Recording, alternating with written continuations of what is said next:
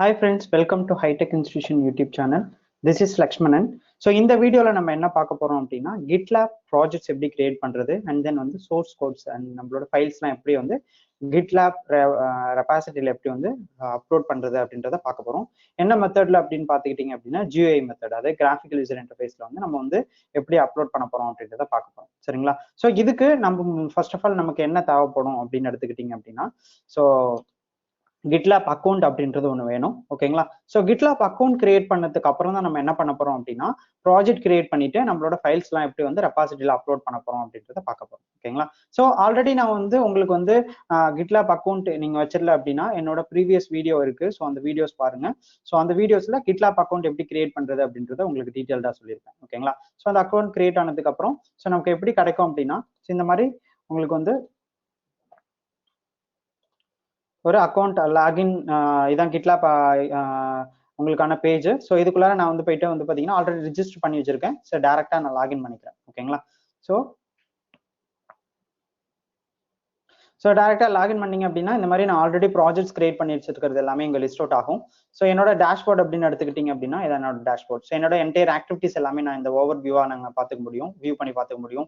என்னென்ன ப்ராஜெக்ட் ஆக்டிவ்ல இருக்கு, personal project என்னென்ன வச்சிருக்கேன், அண்ட் தென் ஆக்டிவ்ல மட்டும் இருக்கிறது என்னென்ன, அண்ட் தென் என்னென்ன குரூப்ஸ் நான் யூஸ் பண்ணிட்டு இருக்கேன், அதே மாதிரி சம்திங் ரிலேட்டட் விஷயங்கள் எல்லாமே நம்ம வந்து இந்த டேஷ்போர்ட்ல ஓவர் வியூ நம்ம பார்த்துக்க முடியும். ஸோ நம்ம இப்போ இங்கே என்ன கிரியேட் பண்ண போறோம் அப்படின்னா ஒரு குரூப் ஒன்று கிரியேட் ஒரு ப்ராஜெக்ட் ஒன்று கிரியேட் பண்ண போறோம். ஸோ GitLab குள்ளார போய்க்கோங்க, இந்த லோகோக்குள்ளார. ஸோ அதில் போயிட்டு நம்ம என்ன பண்ண போறோம் அப்படின்னா நியூ ப்ராஜெக்ட் அப்படின்ற ஒரு ஆப்ஷன் சூஸ் பண்ணிக்கோங்க. சரிங்களா? இந்த ஆப்ஷன் சூஸ் பண்ணீங்க அப்படின்னா ஒரு ப்ராஜெக்ட் எப்படி கிரியேட் பண்றதுக்கான ஆப்ஷன்ஸ் வந்து இருக்கும். ஸோ ஒரு 4 டிஃப்ரெண்ட் ஆப்ஷன்ஸ் இருக்கும். ஓகேங்களா?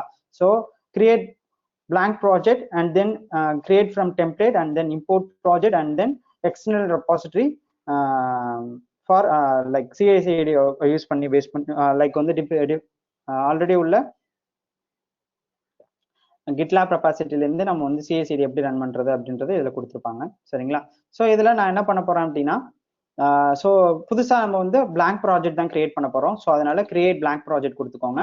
ஸோ அந்த ப்ராஜெக்ட்டுக்கான ஒரு நேம் அசைன் பண்ணிக்கோங்க. ஓகேங்களா? ஸோ நம்ம என்ன பண்ண போறோம், டெஸ்ட் ப்ராஜெக்ட் அப்படின்ற மாதிரி ஒரு ப்ராஜெக்ட் வந்து நான் கொடுத்துக்க போறேன். ஓகேங்களா? Project name. ஸோ இது வந்து எந்த URL பேஸ் பண்ணி இருக்கு அப்படின்னா GitLabல லக்ஷ்மணன் ராம் அப்படின்ற என்னோட அக்கௌண்ட் பேஸ் பண்ணி ஒரு ப்ராஜெக்டா வந்து எனக்கு கிரியேட் ஆகுது. ஸோ இதுதான் என்னோட லைக் ப்ராஜெக்ட் URL எனக்கு கிரியேட் ஆகிடும்.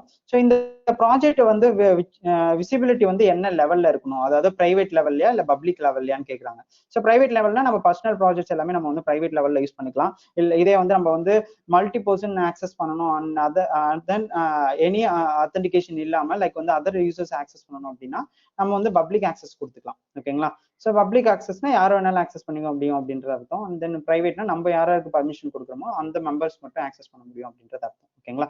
ஸோ இதுக்கு டிபெண்டனா இனிஷியேட் ரெபாசிட்டரி வித் ரீட்மி அப்படின்ற ஒரு ஃபைல் வந்து நம்ம ஆட் பண்ணணும். ஏன் அப்படின்னா இது வந்து ஃபர்ஸ்ட் வந்து நம்மளோட ரெபாசிட்டரியை வந்து இனிஷியேட் பண்றதுக்கான ஒரு ஃபைல் வந்து டிபெண்டன்ட் ஃபைல் தான் வந்து ரீட்மி அப்படின்ற ஃபைல் வந்து நம்ம வந்து கமிட் பண்ணணும். ஓகேங்களா? ஸோ நான் என்ன பண்றேன், ப்ராஜெக்ட் வந்து கிரியேட் பண்ணும்போதே இனிஷியேட் பண்ணிக்கிறேன்.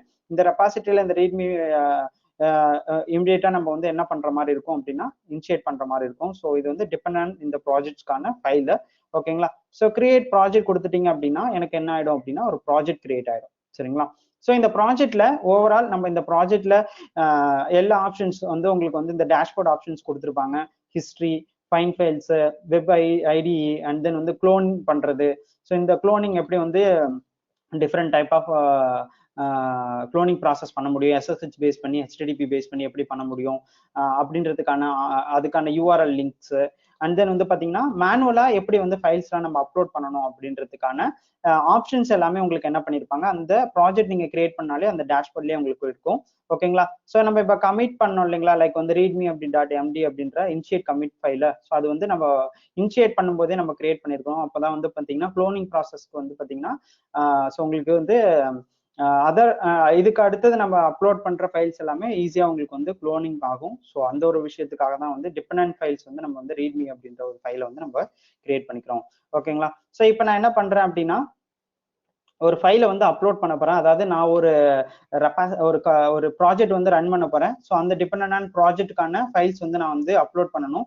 ஸோ இப்போ வந்து நம்ம அப்லோட் பண்றது வந்து கிராஃபிக்கலா வந்து அப்லோட் பண்ண போறோம். அதாவது நம்ம வந்து GUI மெத்தட்ல வந்து அப்லோட் பண்ண போறோம். ஸோ அது எப்படின்னா இந்த இடத்துல ஆப்ஷன் இருக்கும் உங்களுக்கு. சப்போஸ் நீங்க வந்து ரீட்மி ஃபைல் வந்து நீங்க கிரியேட் பண்ணலன்னா நீங்க எங்க இருந்தும் நீங்க கிரியேட் பண்ணிக்கலாம். அதுக்கு dependence and then auto DevOps and then Kubernetes clusters அதெல்லாம் நீங்க கிரியேட் பண்ணணும் அப்படின்றதாலுமே இந்த இடத்துல கிட்லாப்ல நீங்க கிரியேட் பண்ணிக்க முடியும். சரிங்களா? ஸோ மோரோவர் வந்து மோஸ்ட் ஆஃப் டெவலப்பர்ஸ்க்கு வந்து இந்த ஆப்ஷன்ஸ்லாம் என்ன அப்படின்றது தெரிஞ்சிருக்கும்.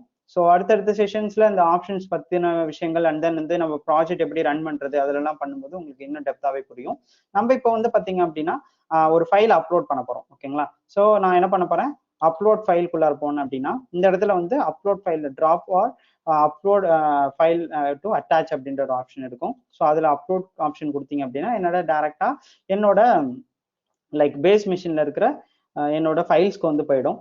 ஸோ நான் இதுல வந்து பாத்தீங்கன்னா டெராஃபார்ம் அப்படின்ற ஒரு ஃபைல் வச்சிருக்கேன். ஓகேங்களா? ஸோ டெராஃபார்ம் அப்படின்ற டைரக்டரிக்குள்ளார ஒரு ஒரு ஏடபிள்யூஎஸ்ல ஒரு ரிசோர்ஸ் கிரியேட் பண்றதுக்கான ஒரு ரிசோர்ஸ் வச்சிருக்கேன்னு வச்சுக்கோங்களேன். ஓகேங்களா? ஸோ இந்த ஃபைலை தான் நான் என்ன பண்ண போறேன், ரன் பண்றதுக்காக நான் இதை வந்து அப்லோட் பண்ண போறேன். ஸோ இதுக்குள்ளார இருக்கிற டிபெண்டன்ட் இந்த ஃபைல்ஸை நான் வந்து ஆல் செலக்ட் பண்ணிக்கிறேன். ஓகேங்களா? ஸோ ஆல் செலக்ட் வந்து பாத்தீங்க அப்படின்னா ஸோ ஒன் பை ஒன்னா நம்ம வந்து அப்லோட் பண்ற மாதிரி இருக்கும். ஸோ அதனால நீங்க EC2 அப்படின்ற dependent file and then IP and then வந்து பாத்தீங்கன்னா VPC இதோட லைக் வந்து variable and then repository files dependent files எல்லாமே நம்ம அப்லோட் பண்ண போறோம். ஸோ அதனால நான் என்ன பண்ணிக்கிறேன் அப்படின்னா ஒன் பை ஒன்னா நான் மெயின் ஃபைல்ஸ் அப்லோட் பண்ணிக்க போறேன். ஓகேங்களா? So one by one upload பண்ணிக்கிறேன். இது வந்து எந்த பிரான்ச்ல டார்கெட் பண்ணணும்னு கேட்டிருக்காங்க. ஸோ அந்த பிரான்ச்சஸ் மெயின் ப்ராஜெக்ட்ஸ்லேயே எனக்கு வந்து டார்கெட் ஆகணும் அப்படின்ற மாதிரி நான் கொடுத்துருக்கேன். அதே மாதிரி அகைன் நீங்கள் வந்து பார்த்தீங்க அப்படின்னா இந்த டெஸ்ட் ப்ராஜெக்ட்ல இன்னொரு ஃபைல் நீங்கள் அப்லோட் பண்ணணும் அப்படின்னா சேம் லைக் வந்து நீங்கள் என்ன பண்ண போறீங்க, அப்லோட் ஃபைல்குள்ளாரையே போயிட்டு அப்லோட் கொடுத்துட்டு திரும்ப என்ன ஃபைல் வேணுமோ அந்த ஃபைலை நீங்கள் வந்து அப்லோட் பண்ணிக்க போறீங்க. இப்போ ஃபார் சாம்பிள் ஆஃப் நம்ம எப்படி ஃபைல் அப்லோட் பண்ணுறது அப்படின்றது தான் பார்க்குறோம். ஸோ இன்னும் வந்து நம்ம வந்து ப்ராஜெக்ட் எப்படி ரன் பண்ணுறது அந்த மாதிரியான விஷயங்கள்லாம் பண்ணலை. ஸோ லைக் வந்து ஒரு எக்ஸாம்பிள் ஃபைலை எப்படி அப்லோட் பண்ணுறது அப்படின்றத பார்க்கணும். சரிங்களா? நான் ஆல்ரெடி ஒரு டெராஃபார்ம் ஸ்கிரிப்ட் வச்சிருக்கேன். ஸோ அதனால அதை அப்லோட் பண்ணி உங்களுக்கு காமிக்கிறேன் எக்ஸாம்பிளுக்காக.